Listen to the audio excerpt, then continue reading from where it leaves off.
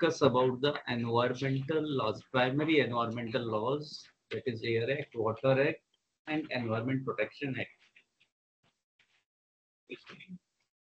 The session will be in Hindi and English, and all questions will definitely encouraged after the presentation. However, if any question is being asked, then you are free to answer it.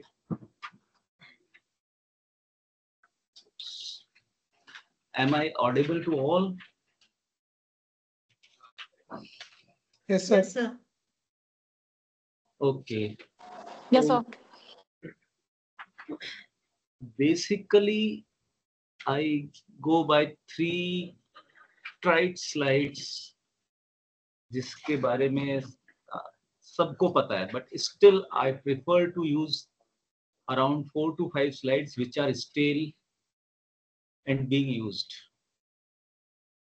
First is environment, because there is always a misconception about environment. So what is environment?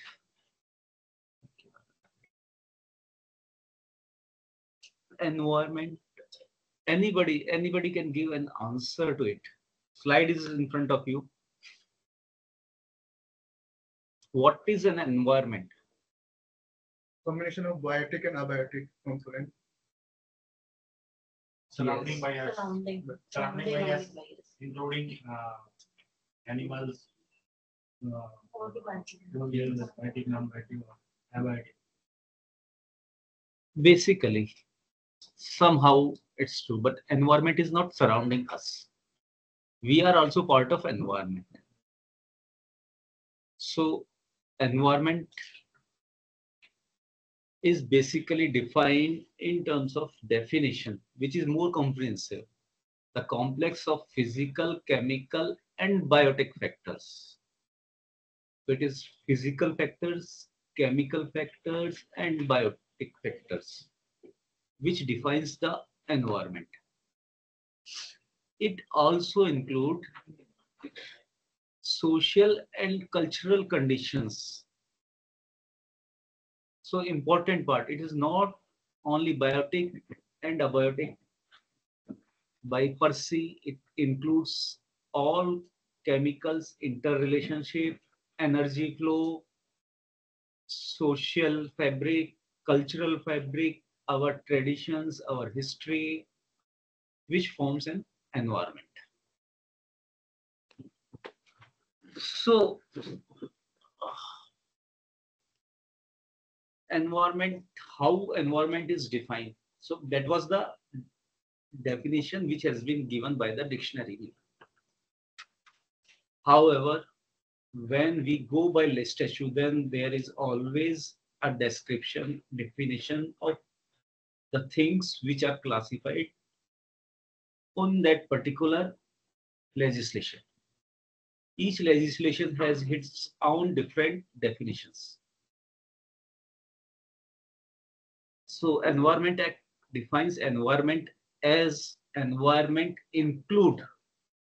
It does not say what is environment. It says environment include what? Water, air, land, and their interrelationship among and between. What is the difference between among and between? And multiple. Air, water, land, human beings, living creatures, plants, microorganisms, and property. So it is clearly, it includes almost every aspects of components which we encounter, which we interact, how we interact. Property, yeah, buildings.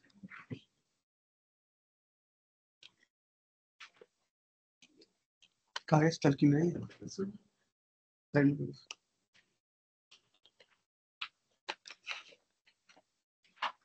Last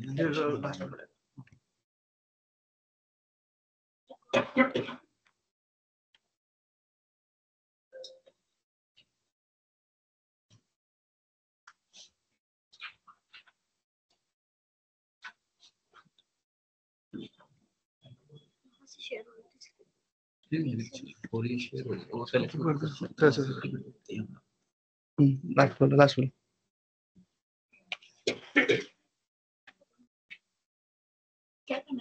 Presentation mode.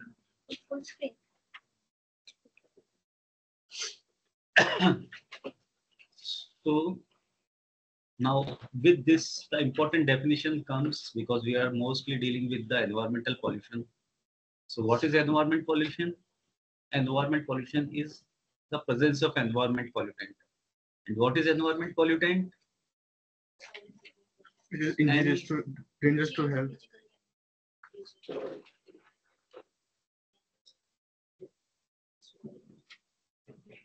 What is environmental pollutant?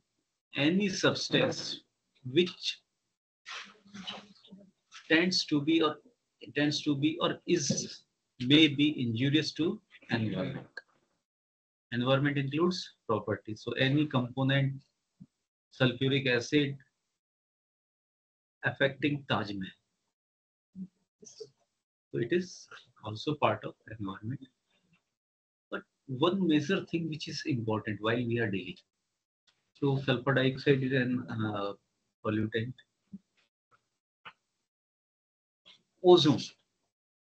Whenever we talk about ozone, we say that ozone is important. Ozone is depleting, isn't it?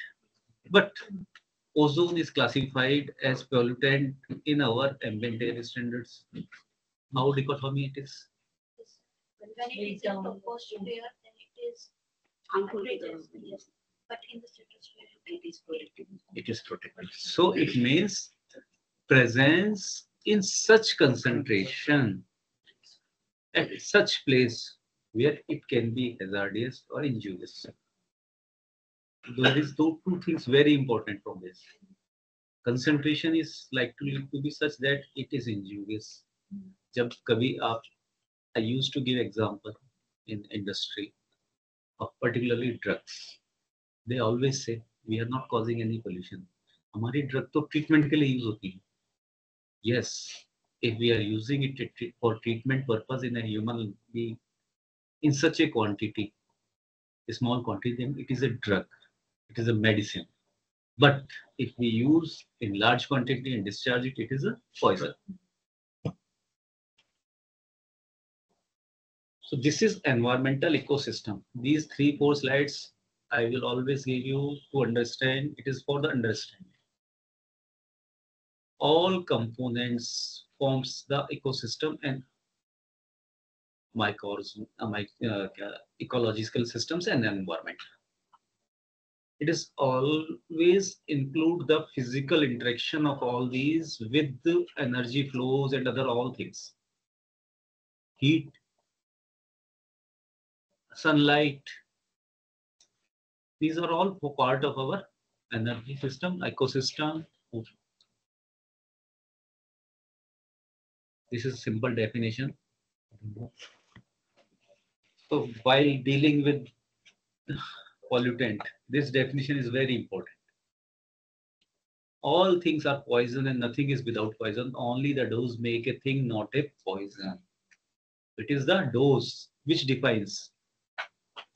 हम खाना खाते हैं हमारे लिए जरूरी है, लेकिन अगर हम खाना खा लेते हैं तो वो नशा हो जाता है. So it is the dose. Diabetes वाले के लिए मीठा जहर है.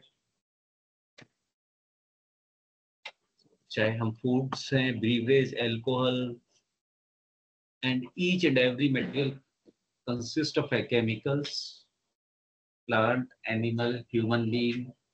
It is the compositions which define what type of thing it is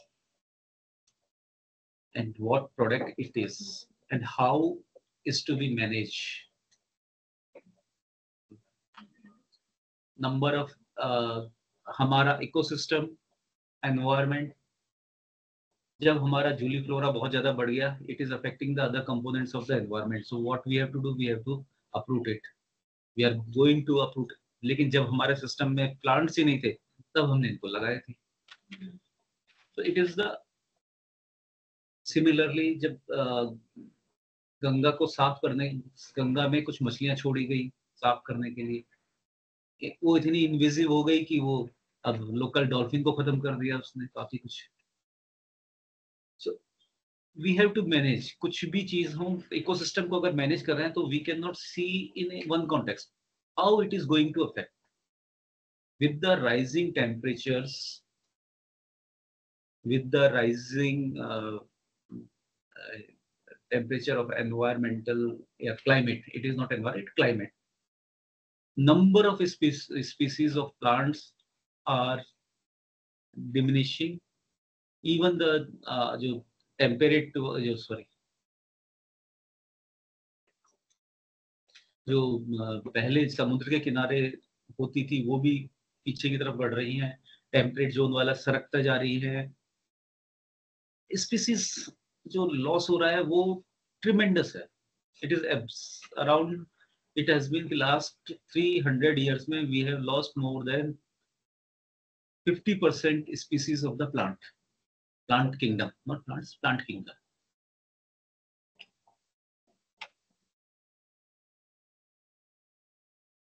So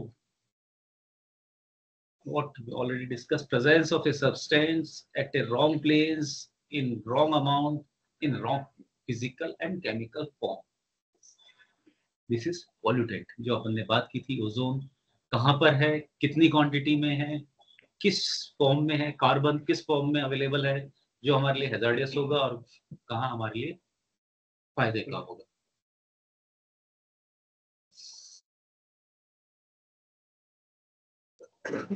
तो इसीलिए अभी जो लेटेस्ट अपना वो भी चल रहा है होम्योपैथिक मेडिसिन जो हम लेते हैं, that is the smallest concentration, जितनी कंसंट्रेशन कम होगी उसकी उतनी इफेक्टिव वो मेडिसिन होगी. नैनो साइंसेस चल रही हैं, that is basically form defines the action.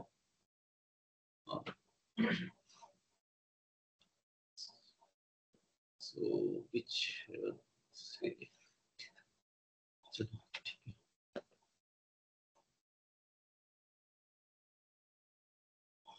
अब हम आते हैं हमारे लीगल एस्पेक्ट्स पर.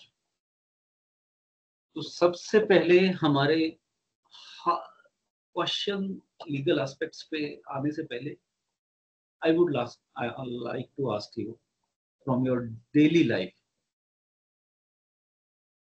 क्या हम में से कितने लोग प्लास्टिक बैन को फॉलो करते हैं? कोशिश करते हैं मैक्सिमम सेक्शन फॉलो करने की,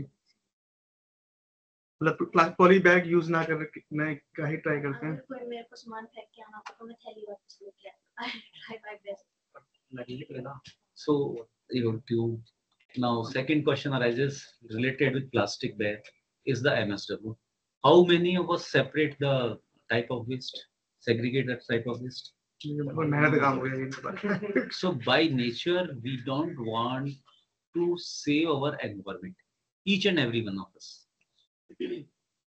It is not that say industry is not doing this or someone else is flouting the norms. It is we as a collective citizen really don't want the social legislations, चाहे हम labour act हो, चाहे environmental act हो या कोई और occupational safety and health hazard के हो, वी ऑलवेज सी कि वहां पर नॉर्म्स को फ्लाउट किया जाता है. कैसे फ्लाउट किया जाता है? अगर हम सेफ्टी की बात करें तो फायर फाइटिंग सब जगह होनी चाहिए, नॉर्म्स पूरे ही नहीं होते, छत के ऊपर रेस्टोरेंट्स बन जाते हैं. अगर हम लेबर की बात करें, कोई इंडस्ट्री नहीं चाहती, अपने लेबर बताती है कि we are only having 10 labours, क्योंकि 10 के ऊपर तो फिर वो आ जाएगा. हम ग्राउंड वाटर की बात करें तो हम कहते हैं 500 KL से ज्यादा का हमारा वाटर कंजम्पशन नहीं होगा. हम एनवायरमेंट की बात करें तो हम कहते हैं यार सर्टिफिकेट दे दो, ये सब दिखाने का कौन खर्च चलाएगा. even all the laws which have been found, which have excellent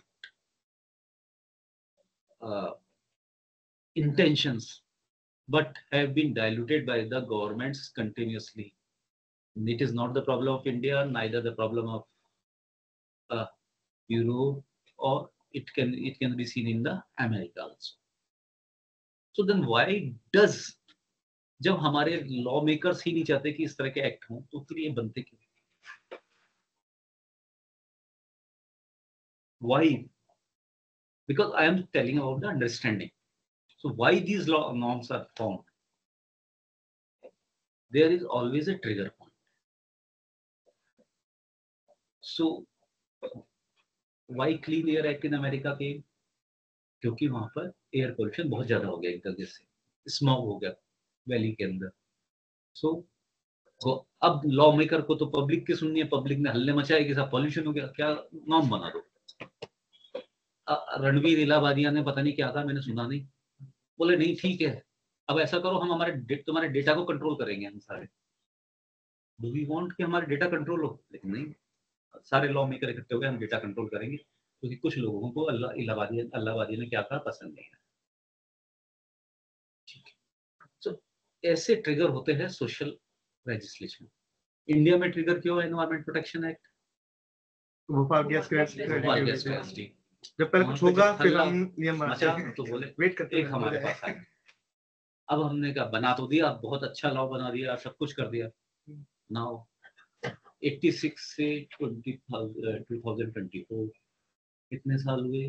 30 years approximately. 30 साल में हमने उसमें 40 अमेंडमेंट कर दी.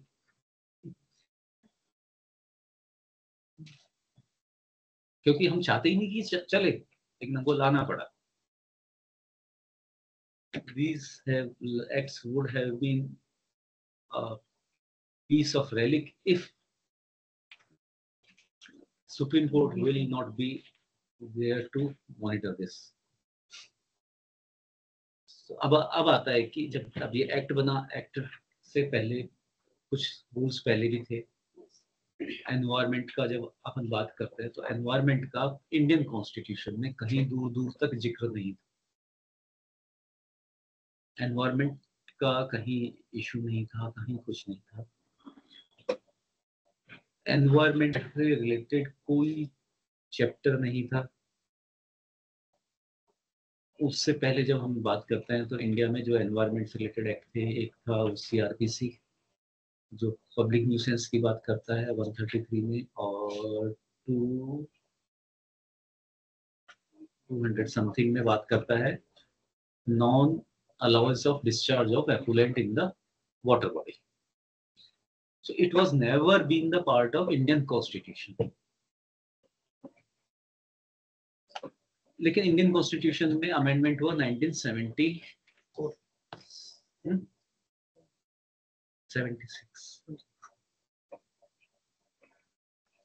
उससे पहले हमारा एक एक्ट आ चुका था, वाटर एक्ट 1975. ठीक है, वो वाटर एक्ट 75 क्यों आया? Because we participated in conference, Stockholm conference. Prime minister Indira Gandhi was convinced कि नहीं, हमें पॉल्यूशन के लिए कुछ करना चाहिए, and therefore this act was formulated. 1976 के अंदर there was 2 amendment. One is in the Article 47, shall regard the raising of level of nutrition and standards of the living. Sorry, ये तो Article 47 करते हैं use.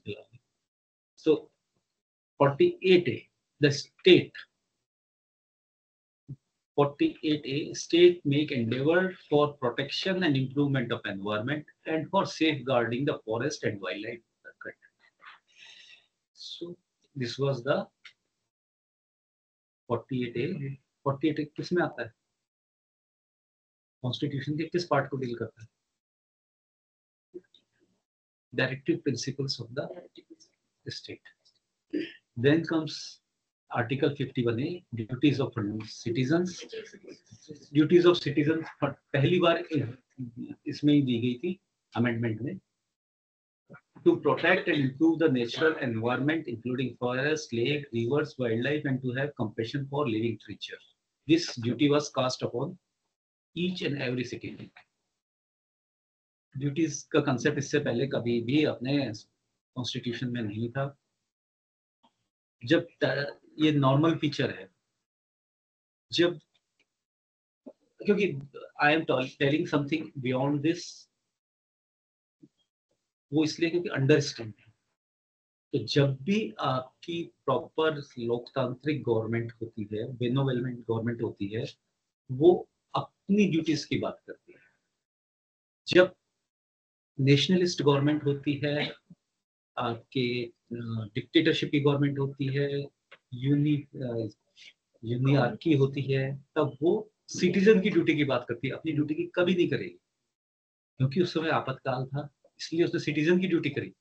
आज भी सिटीजन को ये करना चाहिए। गवर्नमेंट को क्या करना चाहिए हम नहीं बात करते, सिटीजन को ये करना चाहिए। अब जब भी आप डिस्कोर्स सुनोगे, आप अभी इस समय भी, क्योंकि गवर्नमेंट को किस तरीके से वर्क करना है वो डिफाइन करता है। आपका एक्ट, आपके रूल्स कैसे फॉर्म हो रहे हैं, कैसे बनेंगे, कैसे। This is the constitutional amendment which first time talked about environment in any form. Then judicial interpretation, which is most important part, which is वो फंडामेंटल राइट्स से फ्लो होते हैं। फंडामेंटल राइट्स में article 21, no person shall be deprived of his life or process of personal liberty except according to procedure established by law। ये बहुत important है, except according to procedure established by law। हर किसी भी आदमी को आप नहीं पकड़ सकते जब तक कि आप उस प्रोसेस को फॉलो नहीं करें। इस आर्टिकल 21, 14 और 19 इनको हमारे जो कॉन्स्टिट्यूशनल कोर्ट में बहुत लिबरली डिफाइन किया। फिर उन्होंने कहा कि राइट टू लाइफ में खाली ये और लिबर्टी में खाली ये ही नहीं है कि आप उसको पकड़ नहीं सकते, उसमें आपके स्वच्छ पर्यावरण का अधिकार सम्मिलित है। It also include clean environment, free from danger of disease, free from infection, free from water pollution, free from air pollution. These have been read in these two important articles, Article 29 or 21 and Article 19. ये क्यों किया है? If there is a fundamental right to profess any profession,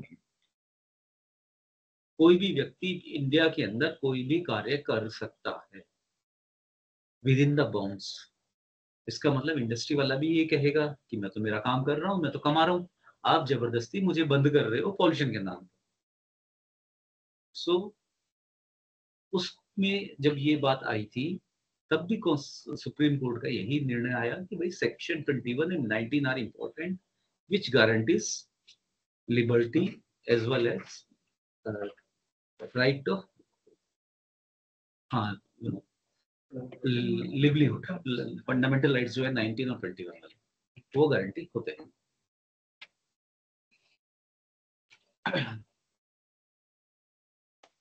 Decent environment give every citizen fundamental right on every citizen to practice any profession, to carry out an occupation, trade or business, reasonable restriction. A citizen cannot carry on business activity if it is health hazard to the society or general public. This has been written down clearly.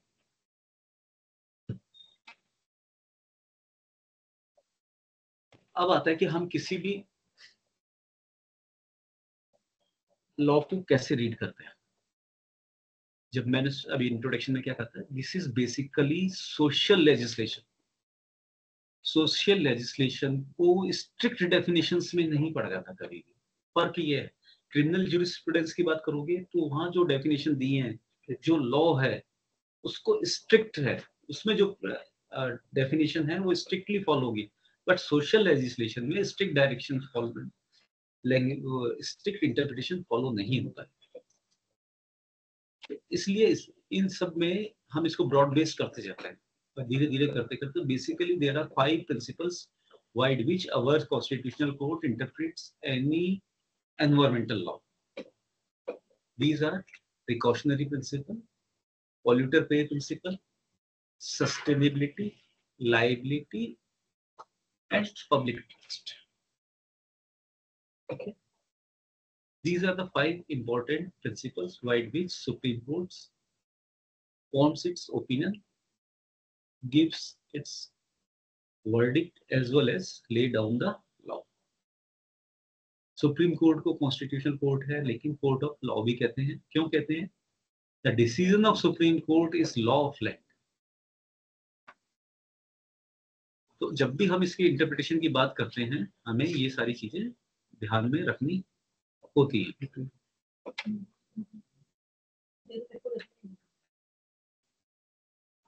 इससे पहले जब ये precautionary principle कहीं define, आपके air act, water act,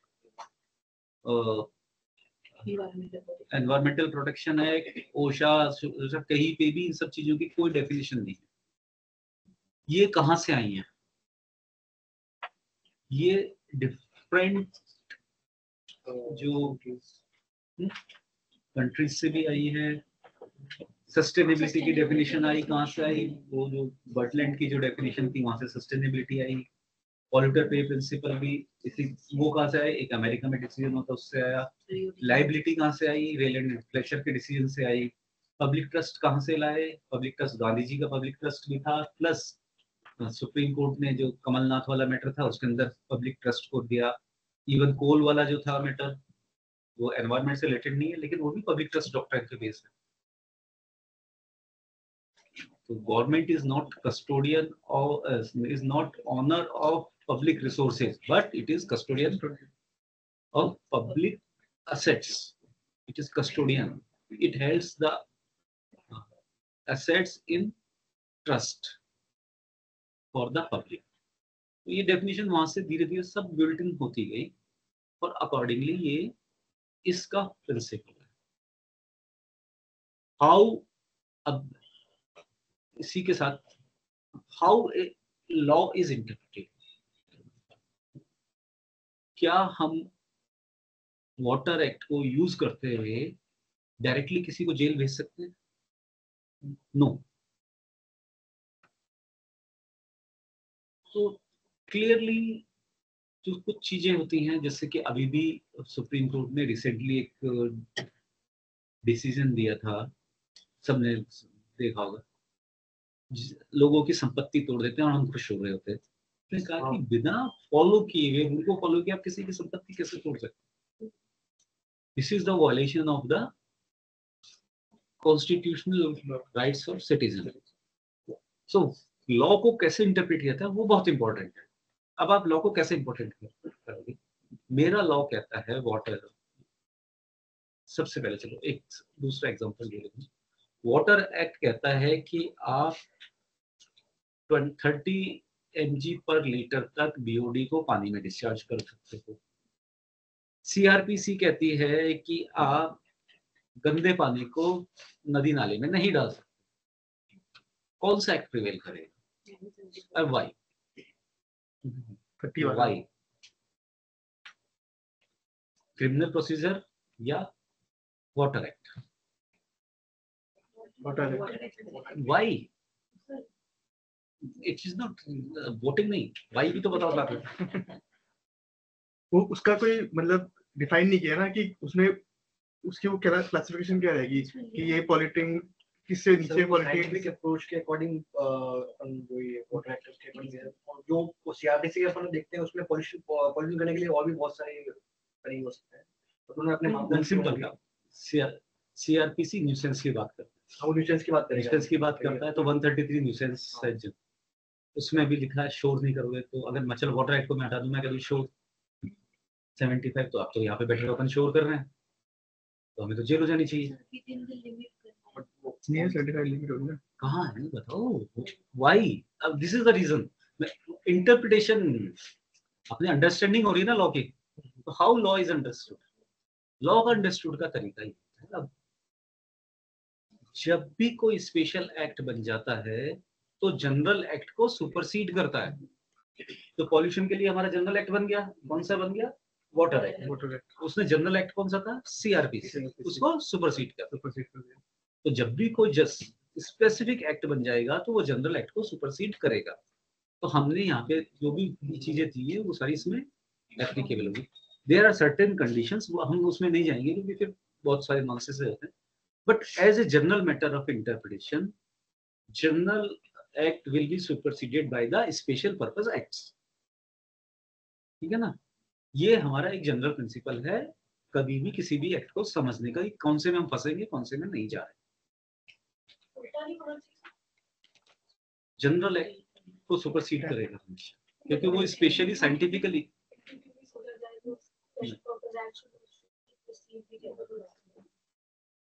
receive करेगा ना, उसको supersede कर जाएगा ना जनरल स्पेशल पर्पस एक्ट हमेशा। हाँ, वही बोल रहा हूँ मैं। हाँ, स्पेशल। सेकंड केस, मैंने एक्ट है वाटर एक्ट, वाटर एक्ट में मैंने कहा कि you should have a consent, है ना? अब मैंने रूल बना दिया the board will not give, मतलब there consent will be given by the board. Act में प्रोविजन है, मैंने रूल बना दिया in place of board the consent will be given by the Gaurang international private limited. Is it applicable? Is it not? Rule बनाया मैंने, rule बनाने की power मेरे को किसमें दे रखी है? सेक्शन 64 ऑफ वाटर एक्ट में दे रखी, 64 है 62 है उसमें दे रखी। तो क्या मैं इस तरह से रूल बना करके अपनी पावर्स को ट्रांसफर कर सकता हूँ? पावर ट्रांसफर पार्लियामेंट्री नहीं, मेरे को पावर है 60, मतलब एग्जैक्ट नंबर मेरे को याद नहीं है वाटर एक्ट का। उसमें I have the government of Rajasthan, government for time being हम मान लेते हैं the government of Rajasthan has power to frame rules for implementation of this act. Act में अगर हम 25 में जाते हैं तो क्या कहते हैं? Anybody intending to desire to discharge any upland will have consent with shall do with prior consent of the board. मैंने कहा ठीक है। अब मैंने रूल बनाया कि भाई जो कंसेंट है वो, जो बोर्ड वाली कंसेंट है वो गौरांग इंटरनेशनल देगा। Can it be done? Why?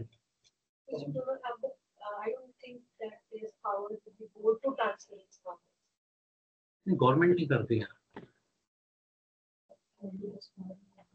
तो गवर्नमेंट के पास पावर होगी सर कि गौरांग नॉट द बोर्ड। नहीं, इसमें इंटरप्रिटेशन कैसे होगा कभी भी रूल का? जहां चैलेंजेस होते हैं रूल्स में, वो बता रहा हूँ। Rules can not modify the act. So act में क्या अगर हम एक्ट की बात करें, सो एनवायरमेंट एक्ट क्या कहता है? The direction will be issued by the state government और any officer as entrusted by the government of India. Any officer entrusted by the government of India. वहां वो डिपार्टमेंट डिफाइन नहीं कर रहा। एनी ऑफिसर, तो मैं किसी को भी ट्रांसफर कर सकता हूँ, लेकिन कंसेंट की किसको पावर है? सिर्फ government, state pollution control board का। अभी जो अमेंडमेंट हुआ है कॉन्स्टिट्यूशन के अंदर वाटर एक्ट में, वो इसीलिए तो हुआ है क्योंकि गवर्नमेंट ऑफ इंडिया अपना दादागिरी चला ही नहीं पा रही थी। वो सुनते ही नहीं थे पॉल्यूशन कंट्रोल बोर्ड वाले उनकी। तो now they have to amend it. अब उन्होंने अमेंड कर दिया उसको।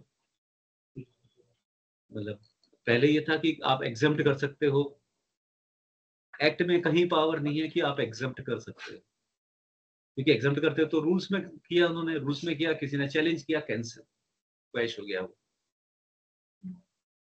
सो they made an amendment in Water Act, Air Act, and Environment Act, so that the government of India can take power to do anything which it wants to do. Second constitutional principle जो आता है, अब उस दिन बात हो रही थी, शायद आप लोग नहीं होंगे, वाटर एक्ट में अमेंडमेंट किसने किया?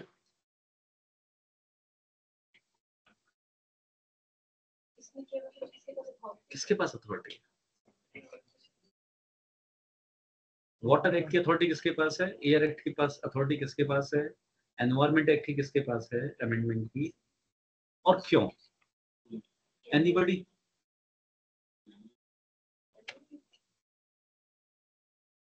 एयर एक्ट की किसके पास है? वाटर एक्ट की किसके पास है? एयर एक्ट की किसके पास है? एयर एनवायरमेंट एक्ट की किसके पास है? And why?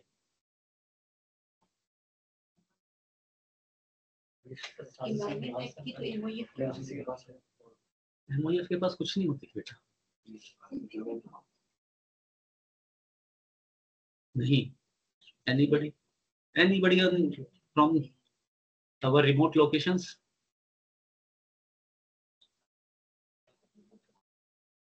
So understand the basic fabric of our constitution.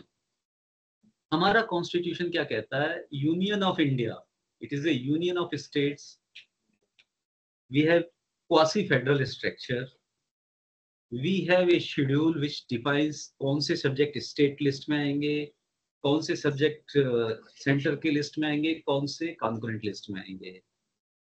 So water is subject of state. So if we have power to amend the Water Act, then what is required from the Government of India? Government of India will request states to pass the amendment and request central government to pass central law. Water Act में क्या हुआ है? Water Act कैसे बना? Centre ने एक act बनाया, दो स्टेट्स ने उससे रिक्वेस्ट की, सेंटर ने लॉ बनाया, उसने हर स्टेट को भेजा, हर स्टेट ने उसको रेटिफाई किया, then it became the law. So it was a very very difficult law to change water act, whereas the power of air act and environment is with this government of India. They can make directly because they are the subject of central. पर change करेगा तो centre ही request नहीं, आप भी कर सकते हैं ना स्टेट लेजिस्लेटिव असेंबली में पास करके, but it's very difficult process, क्योंकि कॉम्पोनेंट लिस्ट के प्रोसेस जो भी होते हैं ना, वहाँ प्रॉब्लम क्रिएट होती है, बहुत सारी प्रॉब्लम्स होती है. डायरेक्ट स्टेट का सब्जेक्ट कौन सा है? हाँ, मतलब नदी पानी जो है वो स्टेट का जो सब्जेक्ट आता है वो आता है अपने जैसे ये कानून व्यवस्था, रेवेन्यूज, तो वो हमारे हर जगह के बन जाते हैं, वो अपने अमेंडमेंट कर लेते हैं, सब चल जाते हैं. तो इसमें वाटर एक्ट में रूल्स हम बनाएंगे, rules will B framed by the government of Rajasthan. Lockdown states में जो स्टेट वाला कहता था लॉकडाउन है तो लॉकडाउन में रहता था. तो ये है कि हमारा बेसिक प्रिंसिपल अंडरस्टैंडिंग का कौन चेंज करता है, कौन नहीं करता, कैसे होता है, ये हमें एक बार समझना पड़ता है. Secondly, rules can not go beyond the powers as conferred under the act. An act has to comply with the provisions of the constitution. यानी कोई एक्ट ये नहीं कह सकता भाई मेरे तो लिबर्टी है कि मैं सुप्रीम कोर्ट जा सकता हूँ. No act can be formed जो ये कहे कि आप सुप्रीम कोर्ट नहीं जा सकते. ठीक है, इट इज अबाउट माय, मतलब किसी एक्ट से मैं अपने किसी भी फंडामेंटल राइट को खत्म नहीं कर सकता. गवर्नमेंट चाहे तब भी नहीं कर सकती. तो क्या जो ये था केशवानंद भारती में क्लियर ही उन्होंने बहुत साल पहले कर दिया कि बेसिक स्ट्रक्चर को हम चेंज नहीं कर सकते, अदरवाइज तो हमारे ये सारी चीजें खत्म हो चुकी होती है. फ्रीडम, लिबर्टी सब हम चाइना की राह पे चले गए होते.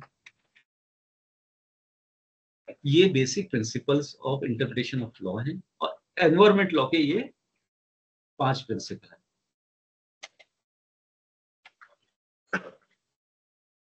एनवायरमेंटल इश्यूज छोड़ देते हैं. अब कोई भी लेजिस्लेशन बनता है तो what is the most important thing, उस लॉ का ऑब्जेक्टिव क्या है. व्हेनेवर वी गो, उस लॉ का कोई ना कोई ऑब्जेक्टिव होता है, to comply with the agreement made by government of India for sustainability of its operations. The government, the parliament please to enact this law on such and such date. Objective क्या है? Definitions क्या है उसकी, किसी भी चीज का। First, किसी भी लॉ को अगर आप देखोगे तो स्ट्रक्चर होता है, पहला नाम होगा name of the law. This law will called as water prevention and control of pollution act 1974 या 2022 amendment 5th। This is the definition always. First part title, second part 90% definitions.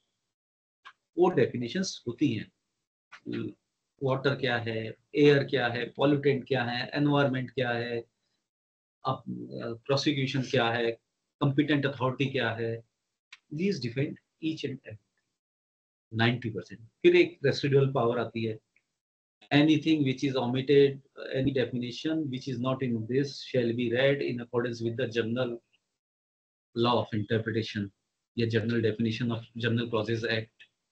बहुत सारा भी होता है, जनरल क्लॉजेज एक्ट होता है, rules बनते हैं, रूल्स में जैसे प्लास्टिक वेस्ट रूल बना है तो उसमें ये पहला नाम टाइटल डेफिनेशन, उसमें लिखा होगा anything which is not defined in rules will be taken as defined under the parent act. ठीक, then what is the regulatory provisions. Rules में है तो रूल एक्ट बनाया तो उसमें कोई ना कोई रेगुलेटरी प्रोविजंस होंगे, प्रोहिबिटिव प्रोविजंस होंगे, एक्शंस होंगे, पेनल्टीज होंगी, अपील्स होंगी, रेसिडुअल इश्यूज के बारे में लिखा होगा। These are the basic classification. पहला क्या है, फिर उसने पहले में सेकंड में डेफिनेशन बताई, थर्ड के अंदर स्टेट का बताया क्या करेगी, फोर्थ में बताया पीस बोर्ड सेंट्रल बोर्ड क्या होगा, फिफ्थ में बताया स्टेट बोर्ड क्या होगा, सिक्स्थ में उसके वो बता दिया उन्होंने जनरल किस तरीके से अपॉइंटमेंट होगा, सेवंथ आया 17 तक आते आते फंक्शंस आ गए स्टेट पॉल्यूशन कंट्रोल बोर्ड के, 20 में आकर के बता दिया उन्होंने कि किस किस को क्या क्या पावर है। अब जिससे 25 की बात करें या 21 की बात करें, जिसमें अपन एप्लीकेशन फाइल करते हैं नॉर्मली कंसेंट की, shall not operate without prior consent to establish or operate from the state pollution control board। अब वो in the form as prescribed. अब जहां जहां इस तरह की चीजों को हमको डिफाइन करना है, बोर्ड के मेंबर कौन होंगे, फॉर्म कैसे हो, एप्लीकेशन प्रोसीजर कैसे होगी, नोटिस कैसे दिया जाएगा, नोटिस का फॉर्मेट कैसा होगा, प्रोसिक्यूशन फॉर्म कौन करेगा, these all is defined under the rules. इस एक्ट को क्लियर करने के लिए हमारे पास रूल्स है। रूल्स में प्रोसीजर दे रखा है कि आपको सैंपल कलेक्ट करना हो, सैंपल कैसे कलेक्ट होगा। ये नहीं गए पानी भर लाया, बोले लाया, मैंने प्रोसिक्यूशन फाइल कर दिया, no, there is a procedure. वो हम सबको रूल्स में मिलता है। Rules defines, elaborates and defines the act. It cannot abrogate the act। ठीक है,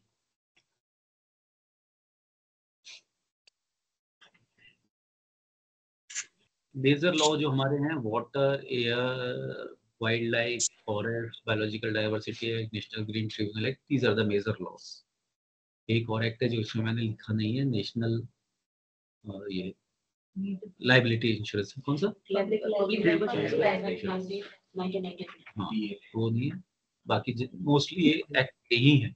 इसके बाद ज्यादातर रूल्स हैं। अब हम वाटर एक्ट, एयर एक्ट है, ये मैं बिल्कुल साइमल्टेनियसली चल रहा हूँ आपको क्लियर। स्टेट गवर्नमेंट के पावर पास क्या है, सेक्शन 19 की पावर है, एयर एक्ट में भी सेम ही है।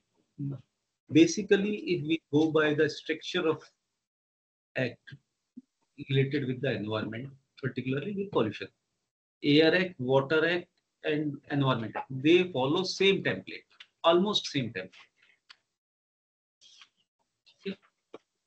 So power of state government to restrict application of act, power to declare pollution control area, यहाँ पे पावर है। ये एक इम्पोर्टेंट है, क्या मैं इस पावर को यूज करते हुए किसी भी इंडस्ट्री को एक्सेप्ट कर सकता हूँ क्या? Power of state to restrict the application of the act to certain areas। हाँ, तो गवर्नमेंट को यहाँ पे बहुत दिक्कत हुई थी जब कंसेंट की बात आई थी, कि बोले यार ऐसा करते हैं हम इस इंडस्ट्री को एग्जाम कर देते हैं, बोले कि आपके पास पावर नहीं है, आप एरिया को हटा दो, जयपुर को बाहर कर दो, वो आप कर सकते हो, जयपुर में पॉल्यूशन कंट्रोल नियम लागू नहीं होंगे, लेकिन इंडस्ट्री स्पेसिफिक नहीं कर सकते। जो अब हमारा अमेंडमेंट आया 24 वाला, उसमें उन्होंने अपने आप अपने पास ही पावर ले ली कि हम उसको चेंज कर दें, अमेंडमेंट कर दें। And despite having anything contained in this act, the central government will have power to exempt any industry from the application of Rule 21 or 25. The procedure to be followed for grant of consent, to categorize the industry, to define the procedure. अपने पास ले ली उसने सारी power. बोले state board के पास कोई power नहीं है, तुमको ऐसे काम करना है, नथिंग एल्स।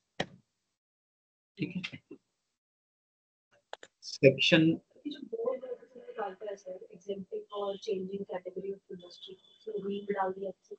पहले खुद के पास थी ना, अब सब गवर्नमेंट ऑफ इंडिया मतलब सेंट्रल पॉल्यूशन कंट्रोल बोर्ड, तो सबकी पूरे देश की कैटेगराइजेशन सभी स्टेट की सेम हो जाएगी, पहले अलग लोग होते थे। तो रेस्ट्रिक्शन ऑन न्यू आउटलेट और डिस्चार्ज 25, 26, 27, 21 के अंदर वो है, ऑब्टेन इंफॉर्मेशन 20 में, 25 में, पावर ऑफ सैंपल कलेक्शन 21 में, 26 में, एंट्री इंस्पेक्शन 23 में, 24 में, provision of stream of pollution disposal pollution 24 में, 22 में। ऑलमोस्ट एक ही पैटर्न को फॉलो कर रहे हैं। जहां पे भी अपन जा रहे हैं, ट्रिब्यूनल का इंटरेस्टिंग केस है। पावर टू गिव डायरेक्शन किसके पास है? 33A में, इसमें 31A होना चाहिए। 31A है ना, इसमें 31A होगा। हाँ ये होगा। Actually power to give direction जो है वो सेक्शन 30 में अलग है, 31 में अलग है, 33 में अलग है, वो अलग चीज चल रही है। सेक्शन 31 में ये आ रहा है आपका अपील्स का प्रोविजन है, ठीक है ना। ये 31A है, पावर टू गिव। ये पावर कहाँ से? ये अमेंडमेंट हुआ था। 33A और 31A दोनों अमेंडेड हैं, क्योंकि कंप्लायंस ही नहीं हो रही थी। This was environment protection act में तो इनिशियली से ये है, वाटर एक्ट और एयर एक्ट में इंसर्ट की गई है 1989 के आसपास डायरेक्शंस। एक्सेप्ट 5A में भी क्लोजर डायरेक्शन, वो 5 में, ए में नहीं, 5 में वो environment protection act. EPA environment protection act में तो शुरू से ही है। इसी को कंप्लाई करने के लिए, मतलब इनका कंसोनेंस लाने के लिए ग्रीन ट्रिब्यूनल में आप अपील कर सकते हैं 33B में, 31A में। इंफॉर्मेशन के लिए एजेंसीज को लिख सकते हैं 31 में, 23 में। मतलब पॉल्यूशन कंट्रोल बोर्ड चाहे तो किसी भी एजेंसी को लिख सकता है कि आप हमें ये इंफॉर्मेशन प्रोवाइड करो, and that agency has to provide the information. कुछ सेक्शन ऐसे हैं जो मैं जबरदस्ती लोगों को सिखा के आया हूँ कि भैया यूज कर लो, उसमें सेक्शन 31 भी है, एक सेक्शन ये वाला भी है, कौन सा था,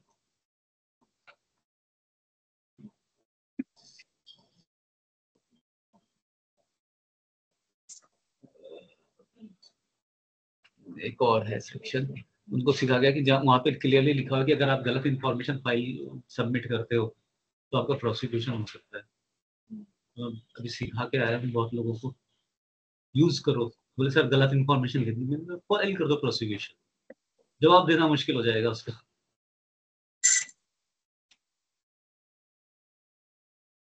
सो नॉन कंप्लायंस 20 में, पेनल्टी 41 में, 32। ये जो अभी बता रहा हूँ मैं, ये रिसेंट अमेंडमेंट है बेसिकली।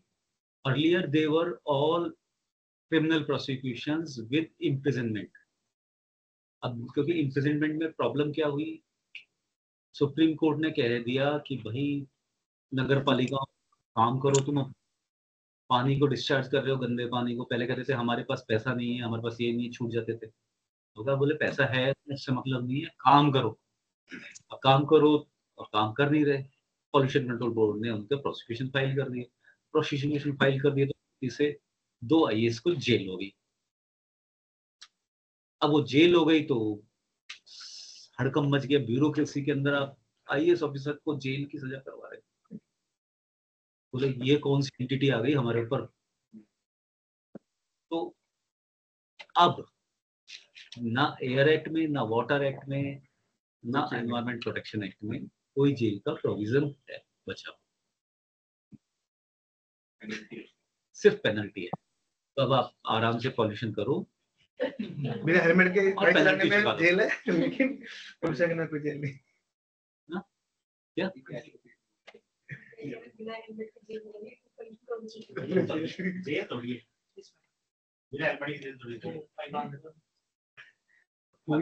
दोनों ऑप्शन अगर आप पेनल्टी पे नहीं करते हो तो जेल, वो तो इसमें भी है, वो तो नहीं। लेकिन बेसिकली अब जितने भी जो प्रोसिक्यूशन थे, जो और प्रोसिक्यूशन भी कहते हैं 1.5 years minimum, which can go to मतलब अप टू 7 years, यानी कि 1.5 साल से कम की तो सजा होगी ही नहीं।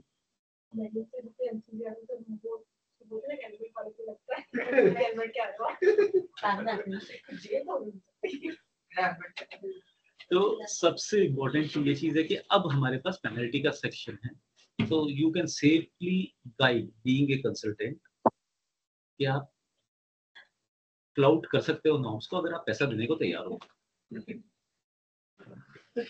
Except one law, one section. वो सेक्शन कौन सा है? Section 25 of water act and section 21 of air. यानी आपको कंसेंट लेनी होगी। अगर आपने कंसेंट के बिना चलाने की कोशिश की तो आपको जेल हो सकती है। बाकी आप कुछ भी कर सकते हो, आप खूब पॉल्यूशन फैला सकते हो, बट कागज एक जरूर ले लो चाहे। हाँ,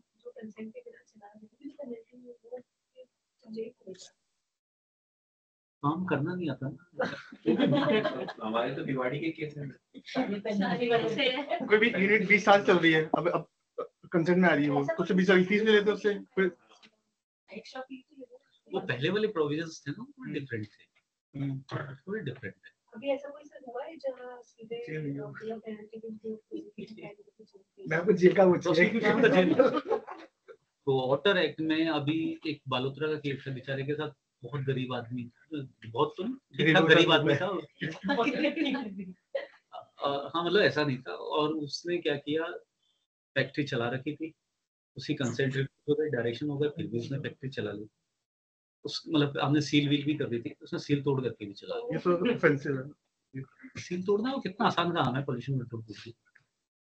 उसने चला ली, उसका केस प्रोसिक्यूशन गलती से, मेरे सीलिंग का भी मैंने किया था, बताया था, मेरे किसी को गाइड कर दिया गलत, उसको ये भी गाइड करवा दिया कि क्या नाम है, तुम इसके ऊपर भी प्रोसिक्यूशन फाइल कर सकते हो। उसके ऊपर प्रोसिक्यूशन फाइल हो गया। गलती से उसने खूब अप्रोच करी इसको कम सजा मिल जाए, सजा तो 1.5 साल की होती है मिनिमम, और 1.5 साल की उसकी सजा भी हो गई। सील्ड है वो के ऊपर, और अब वो परेशान घूम रहा है क्योंकि अब सजा पे तो स्टे मिल गया, लेकिन अब प्रोसिक्यूशन तो हो चुका, सजा भी हो चुकी, लेकिन उसकी फैक्ट्री नहीं छूट रही है। गलती इसमें दो गेट होते हैं, एक से सील करानी चाहिए, दूसरे पे नहीं कराता। इसको भेज देते किसी को। जॉब भी बच जाता और काम भी होता। तो बात ये है कि द प्रोविजन सेज कि कौन कौन से हम सील कर सकते हैं, नहीं कर सकते। 237 में सीलिंग का प्रोविजन है तो उसको यूज कर सकते हैं वाटर एक्ट में। अब जो वाटर एक्ट है कि अब सिर्फ पेनल्टी प्रोविजंस रह गए कि जितने भी आप काम करोगे सिर्फ पेनल्टी दोगे। इस ऐसे ही वाटर एक्ट के एक केस के अंदर, मोहन निखिल्स वाले केस में, उसके डायरेक्टर को सजा हो गई थी, फिर उसने सजा के लिए माफी मांगने भी गया, बोले यार ये तो प्रोसिक्यूशन ऑलरेडी आपका कर चुके हो आपने, उसके बाद ठीक कर लिया, कोई बात नहीं, बहुत अच्छी बात है, ठीक कर लिया, लेकिन क्योंकि आप तो पॉल्यूशन तो फैला ही चुके हो तो जेल तो एक बार आपको जाना ही पड़ेगा।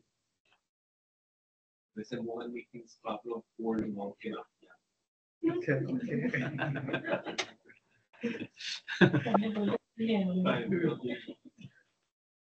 तो दिस इज द प्रोविजंस, क्योंकि अभी आप किसी भी पुराने एक्ट को उठा के देख लोगे तो ये आपको ध्यान नहीं रहेगा, उसमें अभी भी प्रोसिक्यूशन वाले प्रोविजंस दिखाई देंगे, अमेंडमेंट वाले नहीं दिखाई देंगे। तो ये ध्यान रख लो कि अब ज्यादातर अमेंडमेंट में सिर्फ और सिर्फ पेनल्टी का प्रोविजन है। पेनल्टी कितनी है? 10,000 रुपए, बहुत अच्छी कम पेनल्टी, मजेदार। बस अगर आप कर रहे हो ऑफेंस 10,000 की पेनल्टी है, बहुत ज्यादा नहीं है, कोई टेंशन लेने की जरूरत नहीं है। सेकंड टाइम करते हो तो 1 लाख रुपीज की पेनल्टी है, वो भी बहुत ज्यादा नहीं है। 25 में और 31 में पेनल्टी चुका दो, तो जेल नहीं होगी, तो जेल है। एयर एंड वाटर एक्ट, ये तो तीनों में। तो एयर एक्ट में भी अगर आपने चला ली तो वहां जेल है। तो उन दोनों को मतलब किसी भी तरीके से आप कंसेंट ले लो, तुम्हारे लिए जरूरी है यार, उनको पढ़ा देना। बोले सर आप उसके बाद कुछ भी मत करना, कंसेंट ले लो।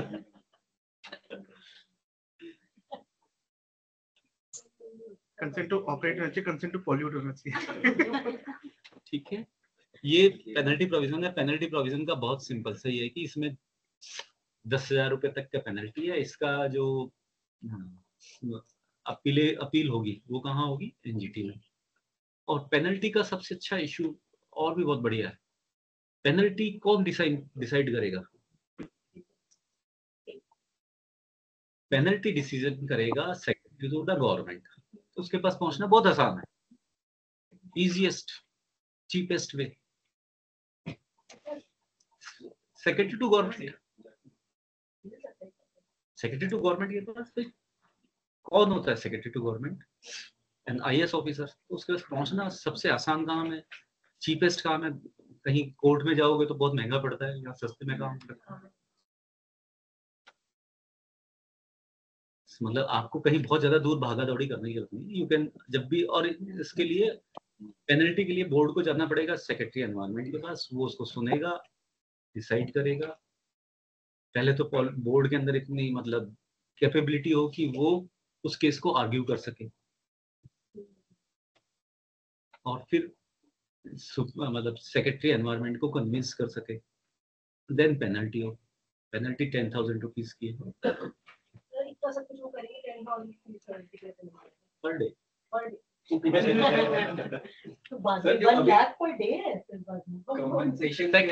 सेकंड में जो क्वेश्चन बोर्ड की तरफ से कंपनसेशन वाला आता है वो कहीं नहीं है इसका पार्ट। मैंने यही तो उसने बोल रहा था कंपनसेशन, हाउ कंपनसेशन, वो मैं आपको बताया।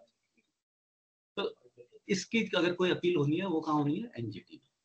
ये जो सेक्शन 25 है नॉन वेलेबल है क्या? मतलब इसमें नहीं ये कर चुका ओ सर बेलेबल गवर्नमेंट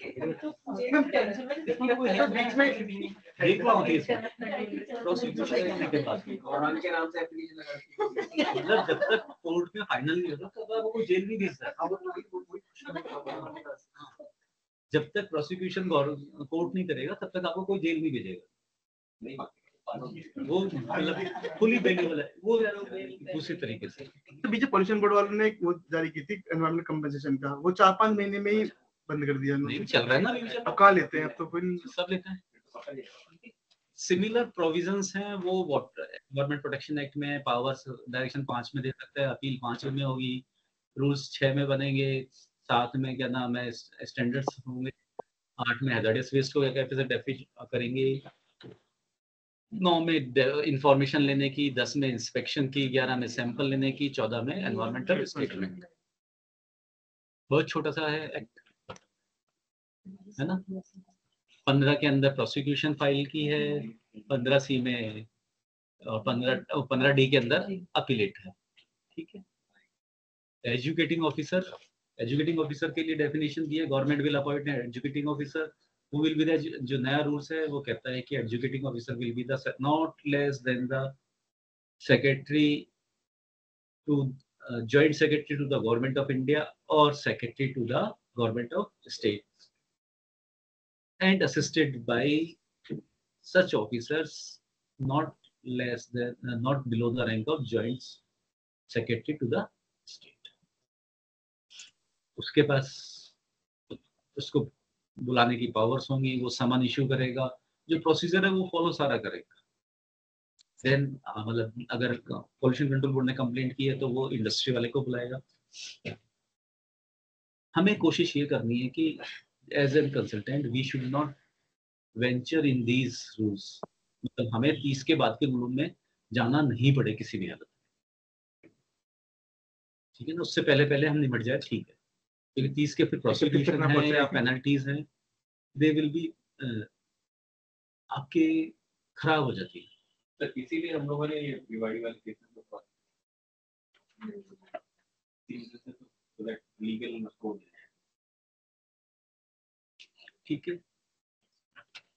इसका ये नोटिफिकेशन पे इम्पैक्ट क्या है तो नॉर्मल चीज है, उसको अपन नहीं डिस्कस करें। बट अगर ये नोटिफिकेशन की कंप्लायंस नहीं होती है तो हम कौन से एक्ट में उसको प्रोसिक्यूशन फाइल करेंगे? एनवायरमेंट क्लियरेंस अगर फॉलो नहीं होता तो हमारा प्रोसिक्यूशन है या पेनल्टी है, पेनल्टी एडजुडिकेशन है, वो कौन से एक्ट में होगा? EPA, water act, air act से कोई रिलेशन नहीं है। अगर हैजार्डियस वेस्ट टूल्स की कंप्लायंस नहीं होती है तो, प्लास्टिक वेस्ट की नहीं होती है तो जब अपन बात करते हैं ईपीए की बात करते हैं, अम्ब्रेला एक्ट बार बार अम्ब्रेला एक्ट इसलिए कहते हैं क्योंकि बहुत सारे सेट ऑफ रूल्स को डिफाइन करता है। वो एक्ट को, वाटर एक्ट और एयर एक्ट को डायरेक्टली डिफाइन नहीं करता है। नंबर 2, एनवायरमेंट जो एक्ट है वो पावर देता है स्टैंडर्ड्स को डिफाइन करने की गवर्नमेंट हमें। अब सीजीडब्ल्यूए है, सीजीडब्ल्यूए के जो रूल्स की कंप्लायंस नहीं होती वो कौन से एक्ट में नहीं होती? चलो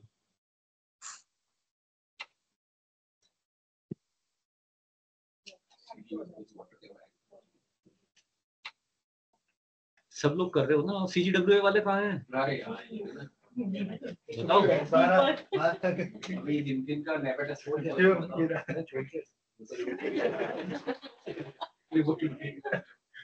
कभी हिस्ट्री, कभी चीजों को दूसरे पर्सपेक्टिव से भी देखो। सीजीडब्ल्यूए में डायरेक्शन हम कौन से सेक्शन में इशू करवाते हैं? Section 5 of environment protection act. तो कार्रवाई कौन से में होगी? Environment act. क्लियर? तो ये that is what general understanding of law. Law नहीं पढ़ा रहा हूं मैं, लॉ में तो फिर और बहुत सारी चीजें हैं। लायबिलिटी किसके ऊपर फिक्स होगी? हाँ, लेकिन किसके ऊपर? अगर आप इंडस्ट्री में जा रहे हैं, आपको इंडस्ट्री वाला कहता है कि मैं तो नहीं मानता, ये सारी चीजें नहीं चलाता हूँ, तो आप उसको कैसे समझाओगे कि भाई आपको चलाना चाहिए, नहीं तो आपके ऊपर लायबिलिटी आएगी या नहीं आएगी? तो हमारा एक्ट कहता है किसी भी बॉडी कॉर्पोरेट अगर कोई नियम का पालन नहीं करती है, एक नया रूल इज, अरे यार उनको समझ नहीं आ रहा साउथ वालों को।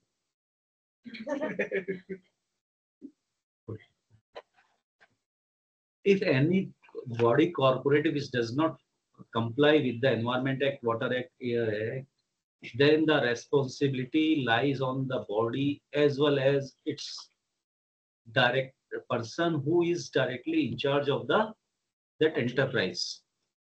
And it also includes directors or partners or executive officers, unless they prove that they have taken all the care and it is the lower officer who has not complied with it. They were not informed. That's why policy over to highest management the information. So that is why the director is responsible. That is why the director of Mohan Mekins was punished. That's why the chief executive officer of the Amil Mumbai Nagar Palika was punished.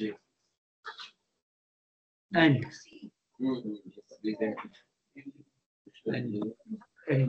the cost was quite high. Therefore, now they have that if any government official is found to be guilty of the law, the maximum penalty is equal to 1 month's pay. Okay? Only 1 month's pay. एक महीने की पे maximum penalty होगी उसके ऊपर बस। मेरी चाय तो बताएंगे ना हाँ, ठीक है भाई, शाद नहीं मतलब ना दिखेगा नहीं। इसका टेस्ट होना चाहिए। नियम फॉलो करना है। clear, all rules clear, how to interpret what is required. Now ये अपने वेस्ट के मेजर रूल्स है, MSW rules, biomedical rules, plastic waste rules, E waste rules, hazardous waste, construction demolition. Now जब हम बात करते हैं अंडरस्टैंडिंग, कभी हम जा रहे हैं, what is the hierarchy we have to insist upon? This is first of all think, rethink, ठीक है, then reduce, then reuse, then refurbish, then recycle, then recover, and then save this product. This is the hierarchy we must follow.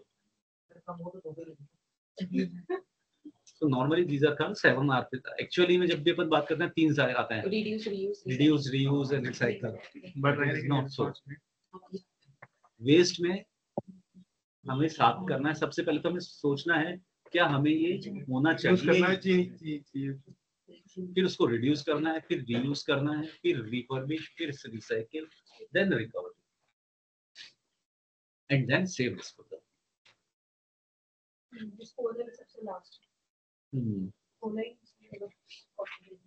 Thanks for the, और ये मेरा सबसे, गौतम जी को याद होगा ये चीज ना, होगा ये तो सबने ना, नहीं सुना, हो जाता है, हो जाता है, add up small and make it large. वही छोटे छोटे steps ultimately leads to the, और ये मैं लेके जाता हूँ कि don't waste food, never never. मैं ये 3 स्लाइड इनवेरिएबली सबको कहता हूँ, फॉलो करो. सर हमने ये ना ललितपुर वाले में प्रोजेक्ट पे गए थे, तो वहाँ पे सर वो उनके ना इसमें सिर्फ वो लगी हुई है रोज का, आज का वेस्ट वेस्ट हुआ है और इतने लोगों को हम खाना, अगर आप वेस्ट नहीं करते तो इतने लोगों को खाना खिला सकते हो रोज. अच्छा, लेकिन इसमें अभी अपना थैंक यू तो बोल दिया मैंने, लेकिन 2 चीज, वो चीज इंपॉर्टेंट रह गई तुम्हारे सबके, जो मैं एक्सप्लेन नहीं किया. यार बीच में रह गया वो, चलते चलते. वो सबसे इम्पोर्टेंट जो था पूरी एक्सरसाइज का, ये precautionary principle. What is precautionary principle? इनको पानी देना कोई बताओ भाई, precautionary, what is precautionary principle?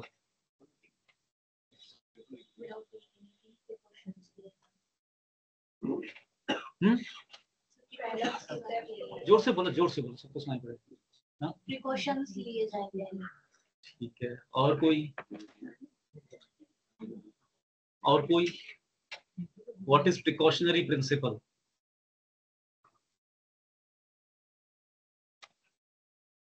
पहले प्रिकॉशन लिया जाए और स्टेप जैसे उसमें हेरेडिटरी रीयूज रिसाइकिल वाले में. Precautionary principle क्या कहता है? What's the precautionary principle? It says that we have taken all the measures to combat the environmental pollution despite not having the scientific proof.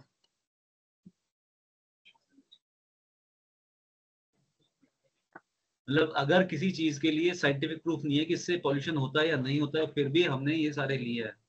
The government has to frame the policies and procedures with precaution to preserve the environment, to protect the environment, to conserve the environment. This is the basic precaution. Precautionary चीजें हमने लिए वो नहीं है, हमें anticipate करना था जो हमारा EIA है. What is this? This is basically precautionary principle कि ये चीजें हो सकती है जिसके हमने ये सिस्टम्स लगा रहे हैं. दिस इज, वहां से ये एनवायरमेंट इम्पैक्ट असेसमेंट फ्लो होता है. ठीक है, साइट सिलेक्शन, ये सारी चीजें ये प्रिकॉशनरी प्रिंसिपल. तो दिस इज नॉट कि हमने क्या लगा रखा है, हमने प्रिकॉशन ले रखा है. This is not, this is liability. Second comes polluter pay principle. The person, इसको 2 जो डिफाइन किया गया है बेसिकली, एक अमेरिकन लॉ में, but basic premise of this polluter pays principle is that any impact has to be contained and mitigated by the person who have caused it, whether he has the resources or not. It will not be the duty of the government or any other agency to take action in this matter. यानी कि जो अब आप पूछ रहे थे कि ये कंपनसेशन कहाँ से लगाते हैं, it comes from the polluter पे प्रिंसिपल. गवर्नमेंट जो सुप्रीम कोर्ट ने कहा कि you have derived the benefits from not complying with the law, therefore you pay the price, to pay the compensation. The polluter pay principle comes from that. It will not be the duty of the government. It is the duty of the person who has caused the pollution, who has that enterprise within his control. Sustainability comes from the sustainable Berlin definition for Rio de Janeiro में हुई थी, उससे आई है. Most of the decisions flows of Supreme Court flows from this. इसलिए उन्होंने किसी भी project को अभी तक सुप्रीम कोर्ट रोकता नहीं है. ये कहते हैं कि you must go, development and environment will go hand in hand. तो जहाँ पे हम प्रोटेक्ट कर सकते हैं वहाँ प्रोटेक्ट करें, जिसको कर सकते हैं. अगर एनवायरमेंट सब्सटेंशियली डैमेज हो रहा है तो हमें वो डेवलपमेंट नहीं चाहिए, लेकिन अगर डेवलपमेंट हो रहा है environment can be compensated and this can be done. जो आता है नर्मदा बचाओ आंदोलन में, ये सम प्रॉब्लम वो है प्रिकॉशनरी प्रिंसिपल्स का. Then comes the liability and strict and absolute liability. Liability दो तरह की होती है, strict liability and absolute liability. Why? What is the difference? Earlier, the liability is based on the Rayland and Fletcher case. Privy Council, मतलब 1800 and something का case था. उसमें vicarious liability को डिफाइन किया था. उन्होंने कहा था कि any premises, if the person is holding any hazardous substance or process and it causes injury to a person, then it will be the liability of the person who is storing the hazardous waste in his premises, whether he knows the hazardousness of that matter or not, and he has taken the adequate precaution. Absolute liability कहाँ पे आई? Absolute liability अपने supreme court ने define की है बहुत सारे cases में, जिसमें से एक केस है अपना बिछड़ी, सबने नाम सुना होगा.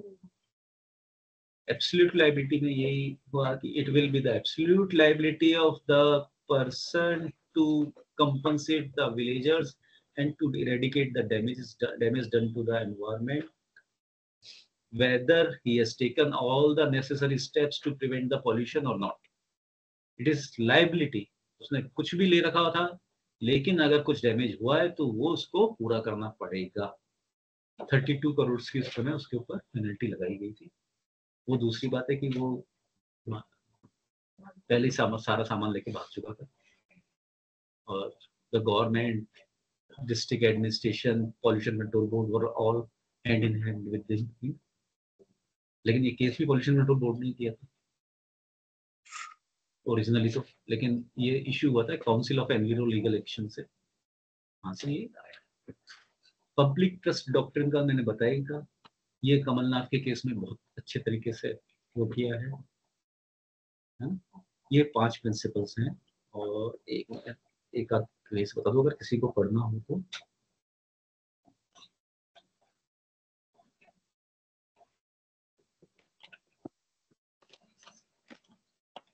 एक केस है Vellore citizen forum well and union of India, दूसरा है MC Mehta versus union of India Taj trapezium case.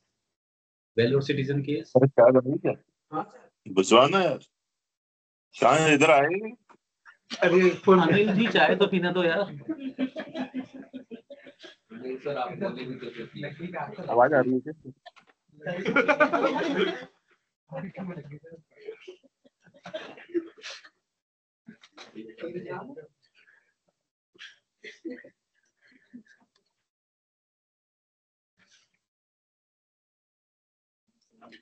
So valor citizen, it defined that it is the well polluter pay principle that polluting industries must compensate for the damage caused.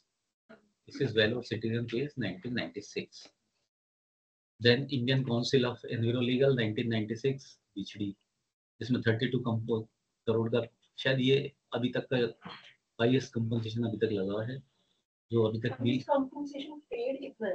लगा तो देते हैं लेकिन share हो जाता है। Paid तो होता ही नहीं, लगाया तो 5,000 करोड़ का कंपन सुप्रीम कोर्ट ने स्टे कर दिया बेचारे एनजीटी के केस को। नहीं अभी उसमें हुआ है ना, आप देखो ये अजमेर के अंदर एनजीटी ने कहा सब तोड़ दो, सुप्रीम कोर्ट ने कहा तोड़ो इनको सबको। कंपनसेशन है ऐसा कुछ से पे किया? अभी तो लग सकता है कंपनसेशन, अभी तो लगा कहाँ है, अभी तो केस सुना ही नहीं गया। इसमें जो आया है एब्सोल्यूट लायबिलिटी को किया गया है डिफाइन, पॉल्यूटर पे प्रिंसिपल रखा गया है। Then MC Mehta versus union of India task trapezium, उसके अंदर भी यही चीज दी गई है।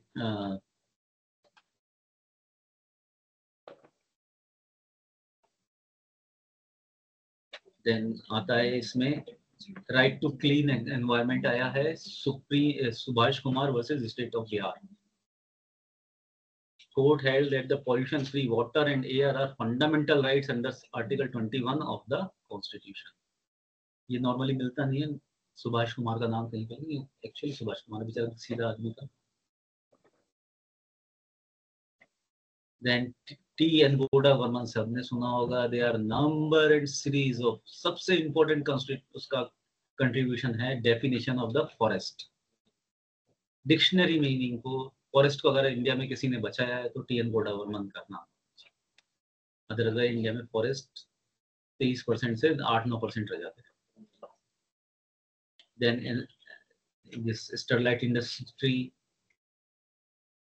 तूतीकोरन वाली जो है उसमें precautionary principle and state liability Vedanta वाली।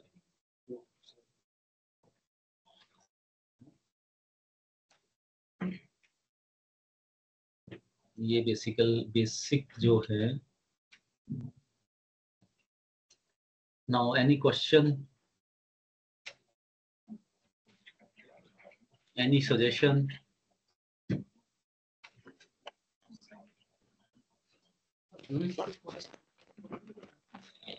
या इसके भी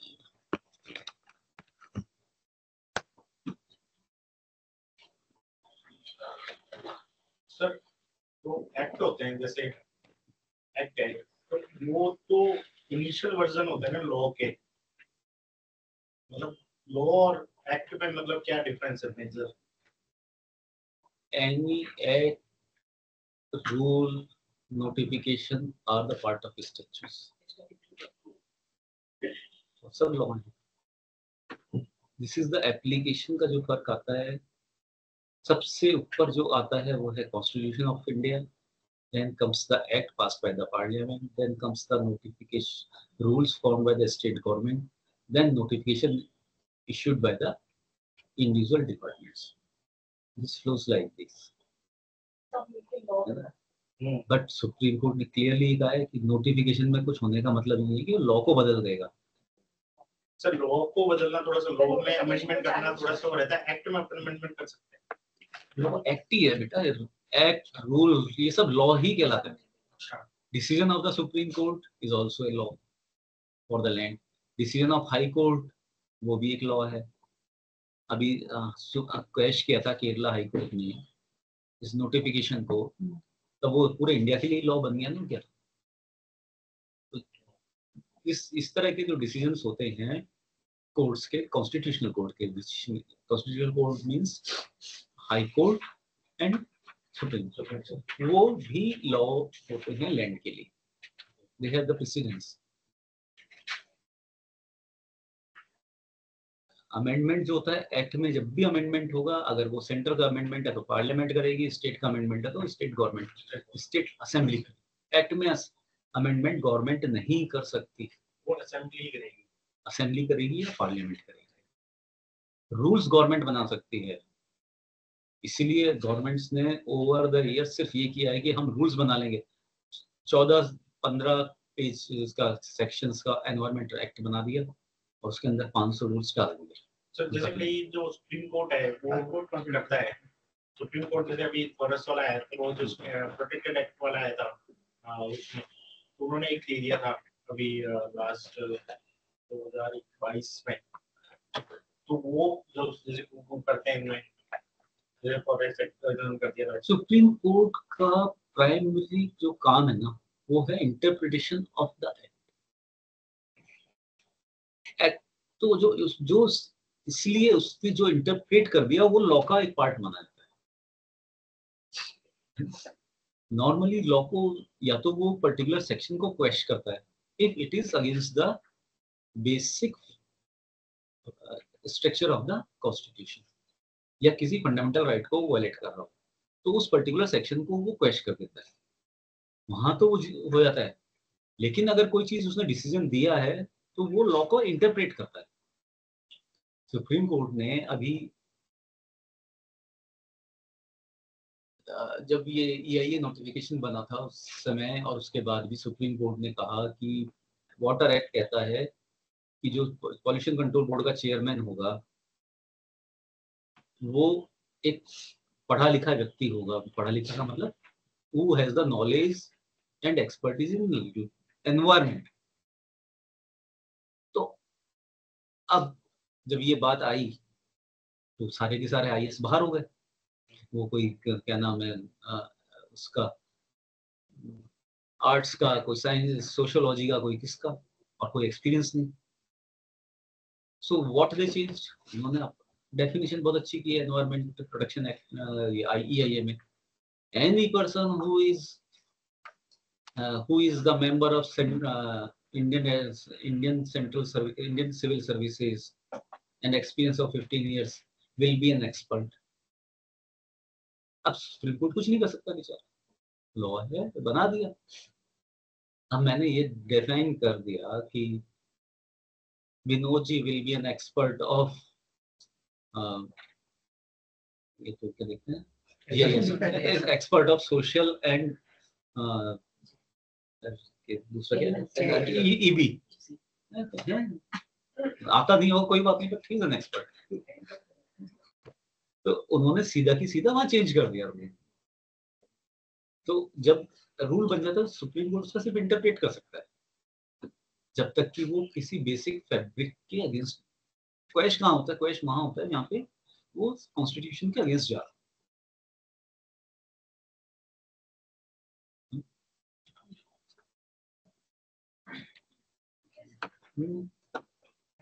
Any question from any other remote office?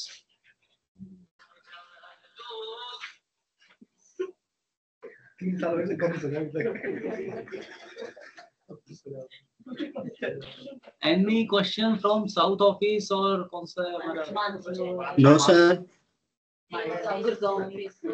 Gurgaon. Have you understood what I have is blabbered today?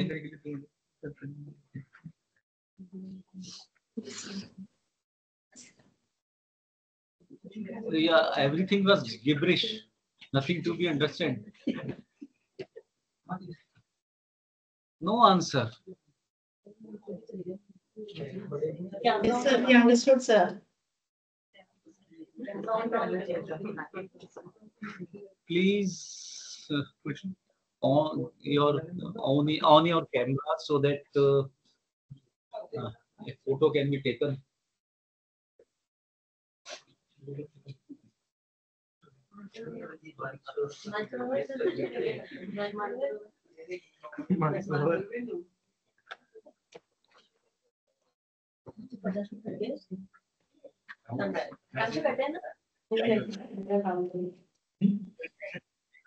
उसके बाद पहले करते हैं।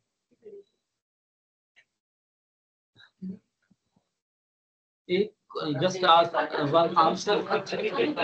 One more question. Answer one more question. Whether you find this this presentation informative and useful or not? Yes, Yes, sir. Yes, sir. Yes sir. Any usefulness? No, not useful. Yes, sir. Useful नहीं है. Useful. से कुछ तो नहीं तो बोलेंगे yes yes सोच रखा. Not useful.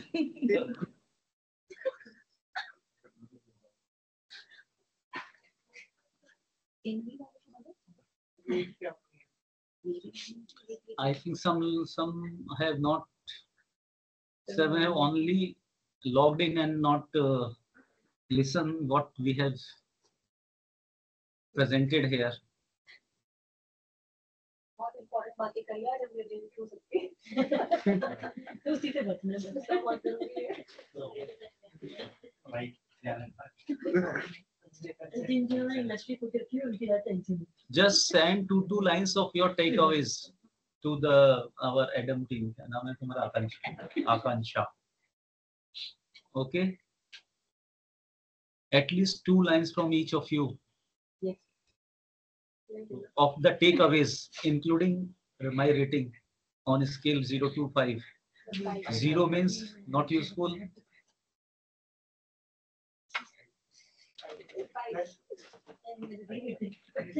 We don't just send the everybody gets for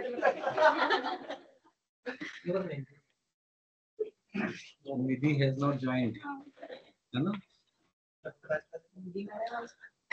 क्या इसी में है ना आकांक्षा 10 क्वेश्चन 20 क्वेश्चन बना के सबको भेज दो, इसका जवाब दो. इससे रिलेटेड है. पीपीटी भेज देना एक.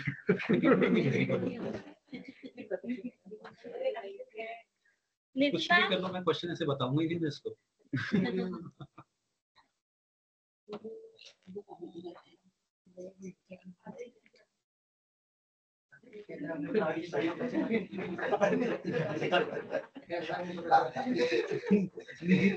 थॉट दैट जबरदस्ती आंसर देना पड़ेगा.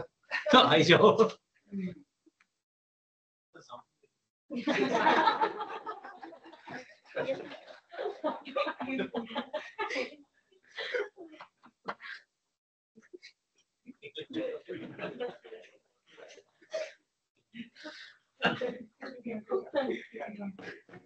सर आएगा.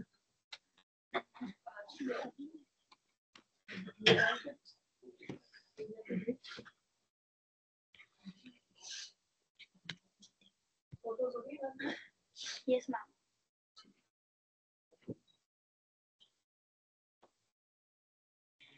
फीडबैक और अटेंडेंस फॉर्म ऑनलाइन है ना.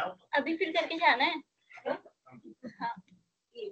Thank you so much sir for this wonderful session. Thank you, sir. Thank you, sir. Feedback की स्केलिंग भी आएगी ना. Yes sir. मेरा इंक्रीमेंट तो सीधा लगेगा. Please fill the attendance and feedback form. Okay. पहले नहीं सुन रहे थे.